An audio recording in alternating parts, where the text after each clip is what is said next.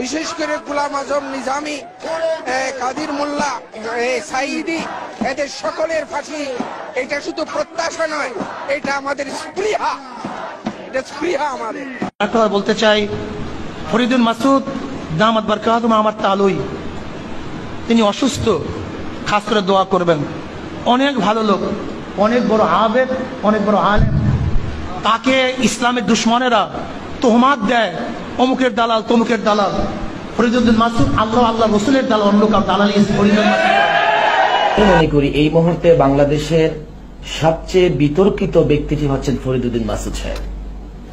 এবং ইতিপূর্বে তাসলিমা নাসরিন যেমনি ভাবে বিতর্কের সর্বোচ্চ আসনটি লাভ করেছেন, বর্তমানে ফরিদুদ্দিন মাসুদ সাহেব বিতর্কের সর্বোচ্চ সেই আসনটি অর্থাৎ তাসলিমা নাসরিনের জায়গায় রিপ্লেস হয়েছেন।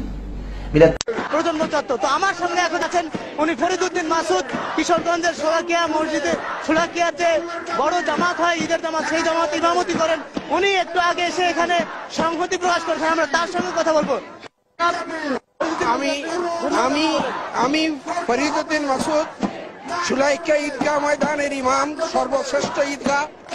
আমি এর পক্ষ থেকে এই সমাবেশের সাথে একাত্মতা ঘোষণা করছি, সমাবেশের সাফল্য কামনা করছি এবং সকল রাজাকারদের, বিশেষ করে গোলাম আজম নিজামী, কাদির মোল্লা, সাইদি, এদের সকলের ফাঁসি এটা শুধু প্রত্যাশা নয়, এটা আমাদের স্পৃহা, এটা স্পৃহা আমাদের। কারণ এরা শুধু মানবতার বিরুদ্ধে অপরাধ করে নাই, এরা ইসলামের বিকৃতি সাধন করে ইসলামের বিরুদ্ধে অপরাধ করেছে।